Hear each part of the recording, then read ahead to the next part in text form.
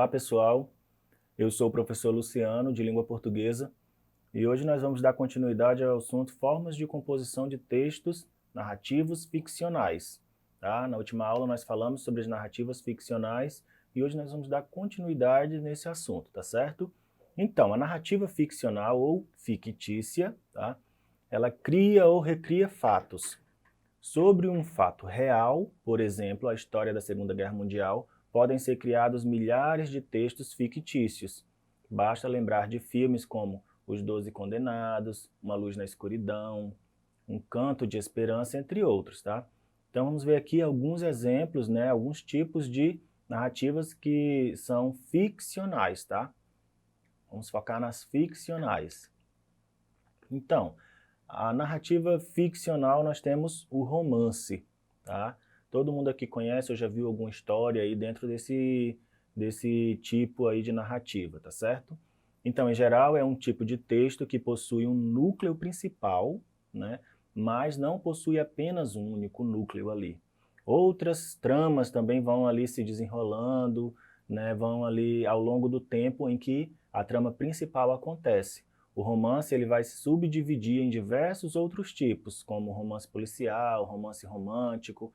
Aí vai depender do foco que a pessoa quer dar para o seu texto, tá? Então, podem ter vários tipos de romances, porque o romance ali são as relações entre as pessoas, tá certo? Então, é um texto longo, tanto na quantidade de acontecimentos narrados, quanto no tempo em que se desenrola o enredo, tá? Aí a gente tem uma imagem bem conhecida de um filme romântico, né, para exemplificar. Nós temos também novela, tá? Muitas vezes é confundida em suas características com romance e também com o conto, tá? Mas, né, é um tipo de narrativa menos longa que o romance, possui apenas um núcleo, né, um único núcleo, ou em outras palavras, a narrativa ela vai o quê? Acompanhar a trajetória de apenas uma personagem. Em comparação ao romance, se utiliza de menos recursos narrativos e em comparação ao conto, tem o quê? Uma maior extensão e uma quantidade maior de personagens, se comparando eles dois ali, né? Tá certo? Então a novela já é algo mais curto, focando apenas em um único personagem ali dentro daquela história, tá? Aí eu trouxe aqui uma observação, por quê? Não podemos confundir com a telenovela, que é um gênero aí, um tipo diferente de narrativa, tá? Ela advém dos folhetins que em um passado não muito aí distante, eles eram o quê? Publicados em jornais, né? As telenovelas. Tinha os rádios novelas também, né, antigamente. Então, o romance ele provém da história, das narrativas de viagem, é herdeiro da epopeia. A novela, por sua vez, provém de um conto, uma anedota, e tudo nela se encaminha para a conclusão.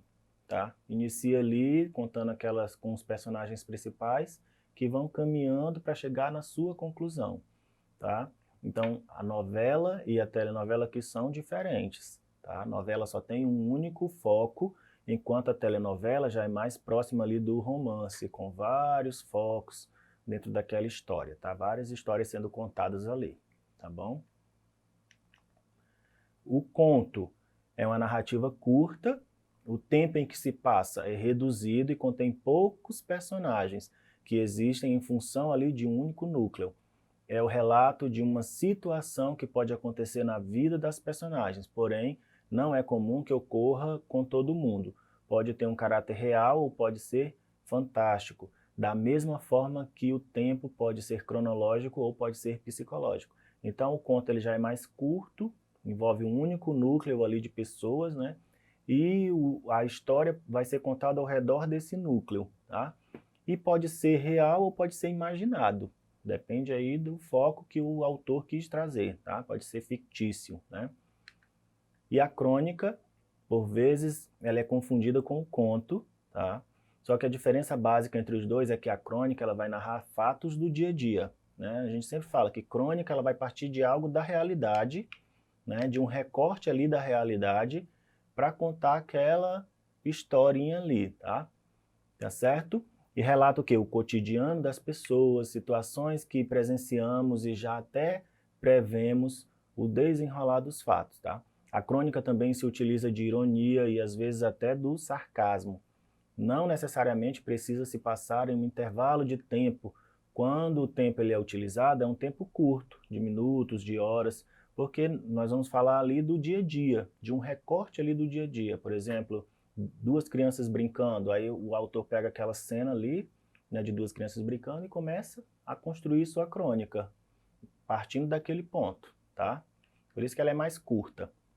Os textos ficcionais, eles criam ou recriam histórias e fatos do cotidiano. Então ele pode imaginar ali do nada uma história, como ele pode pegar algo que já aconteceu, como um exemplo anterior, a Segunda Guerra Mundial, e a partir dela criar outras histórias, tá? E nós temos dentro da narrativa os elementos da narrativa, né? O texto ele é baseado na ação em que envolve o quê? Personagens, tempo, espaço e conflito, tá? Então os elementos da narrativa estão baseados nisso aí, tá? Nós temos o foco narrativo. Quando a gente fala de foco narrativo, está levando para o narrador, tá certo? Então pode ser em primeira pessoa, que o narrador ele vai contar ali a história utilizando a primeira pessoa do singular ou do plural. Neste caso, ele participa da história, ele é um narrador-personagem, tá? Mas na frente você vai ver. E pode ser na terceira pessoa, quando ele não faz parte ali da história, tá? Narra na terceira pessoa do singular ou do plural, que é o observador. Ele está de fora ali só contando o que os personagens estão fazendo. Muitas vezes o autor ele fala de si mesmo na terceira pessoa, como se um aluno contasse o seu dia a dia na escola, referindo-se a si mesmo, como ele, né, o aluno ali, contando o que aconteceu durante aquela aula, tá certo? É um exemplo. E nós temos também aqui os personagens, tá? Então, dentro da narrativa, né, os personagens ele podem ser protagonista, que é o personagem principal, o herói ali daquela história, e também temos o antagonista, que é visto ali como vilão, né? Aquele que está ali ao redor do protagonista, tá? E também, além desses dois, nós temos o coadjuvante, que são aqueles personagens que são secundários, né? Que não tem tanta importância dentro daquela história, tá certo? E também temos os figurantes. Os figurantes, eles estão ali apenas para mostrar que tem uma movimentação dentro daquela história, dentro daquele enredo, tá? Pode até nem ser percebido pelos personagens principais ou secundários, eles estão ali só circulando dentro da história. Nos filmes ou em novelas a gente vê bastante isso, né, nas telenovelas, que nós temos ali o personagem principal, nós temos o antagonista, né, e nós temos os coadjuvantes, que são o núcleo ali familiar, né, e nós temos também o figurante, que é aquele que somente circula ali pela casa ou então pelas ruas, sem um papel ali importante dentro da história, tá? E os narradores, né, como eu vinha falado, nós temos o narrador personagem. Por que personagem? Porque ele está dentro da história. Ele está ali contando ali a própria história, tá? Nós temos também o narrador observador, tá? Que diferente do outro, ele não participa, ele apenas observa, por isso observador. E conforme ele vai observando, ele vai contando ali a história, tá? Uma visão ainda não muito clara da história em si, né? O personagem, ele só vê, o narrador personagem, ele só vê o que está à sua volta.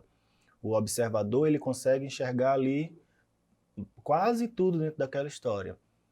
Já o narrador onisciente, que a própria palavra já nos remete, né, à onisciência, é aquele narrador que ele sabe de tudo, né? Ele consegue ver tudo.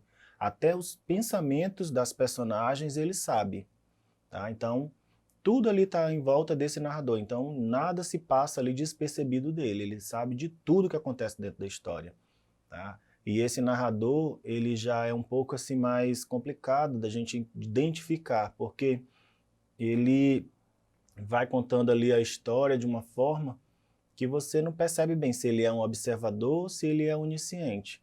Nós só vamos entender quando ele parte já para um outro plano, por exemplo, de falar os pensamentos da personagem, de contar coisas futuras ou passadas ali dentro da história. Aí você percebe que ele realmente sabe de tudo, né? Vamos lá, nós temos o tempo também como elemento da narrativa, que pode ser cronológico, ali de acordo com o relógio, como pode ser psicológico, né? O psicológico, o relógio e o calendário, eles perdem o seu sentido linear, ou seja, né, ele não tem ali uma progressão. no tempo psicológico, o personagem ou o narrador, ele vai à infância e avança a velhice em segundos. De repente você está, vamos ver ali uma série, você está vendo uma série e aí do nada a história muda, vai lá para a infância daquele personagem. É esse tempo psicológico. Aí de repente ele já está contando ali o meio, aí depois já vai para o final. Né? Nós tem uma série bem conhecida, né? The Witch, o nome dela, não sei se vocês conhecem. Essa série, ela conta vários fatos ali dentro do primeiro, vamos falar do primeiro episódio, que tem a menina, que está acontecendo ali no momento presente, de repente passa lá pro bruxo, né, que já é no passado, a outra feiticeira que também já é no passado, e se a gente não acompanhar bem a visão ali da história, você não percebe que são histórias em tempos diferentes. Esse é o tempo psicológico. Então você tem que estar ligado ali dentro da história para entender, né? Já vai para a parte da imaginação, do sonho, lembrança, né, saudades, tudo isso remete ao psicológico. Nós temos também o espaço onde a história acontece, tá certo? Nós temos também aqui a estrutura, né, do texto narrativo. Tem uma apresentação ali, inicial, né, como se fosse a introdução. Nós temos a complicação ou o desenvolvimento dessa história, o clímax dessa história, que é aquele ponto alto ali, né, onde, vamos supor, onde o vilão e o mocinho se encontram, aquele ponto dramático, né, e o desfecho, onde a história vai chegando ali no seu fim, tá certo? Essa é uma estrutura bem rápida aqui para dizer, né. O discurso pode ser direto. No discurso direto, as histórias elas são marcadas pela fala dos personagens. Geralmente ela vem com aquele sinal que é o travessão ali marcando a fala, tá? Tá certo? Mas nós temos aqui um exemplo, ó. Lavador de carro, Juarez de Castro, 28 anos, ficou desolado, apontando para os entulhos. Alá minha frigideira, alá meu escorredor de arroz, minha lata de pegar água não era aquela, né? Ali meu outro tênis. Vejam aí que a fala não está marcada pelo travessão, mas você percebe que é o personagem que está falando, né? Então, discurso direto, tá? Nós temos também um indireto. Aqui já o narrador interfere nas falas da personagem. Ele que conta aos leitores o que acontece, né, ali dentro do personagem. Ele toma a voz. Então ele vai narrando a história. Por exemplo, Dario vinha apressado, o guarda-chuva no braço esquerdo, e assim que quebrou a esquina, diminuiu o passo até parar. Então ele está contando a história. E ele vai dizendo tudo o que acontece ali, descrevendo para a gente, tá? Nós temos o discurso também direto livre, tá? Que é dentro dessa perspectiva, tá certo?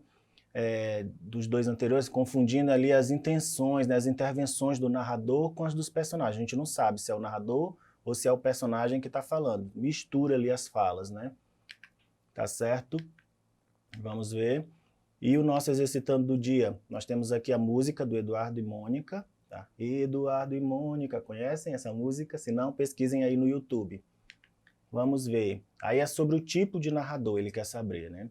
Sobre o tipo de narrador presente aí nessa música, é correto afirmar que se trata de quê? De um narrador personagem, pois ele, além de narrar os fatos, verídicos ou não, faz parte ali da história contada, sendo assim um personagem dela, tá certo?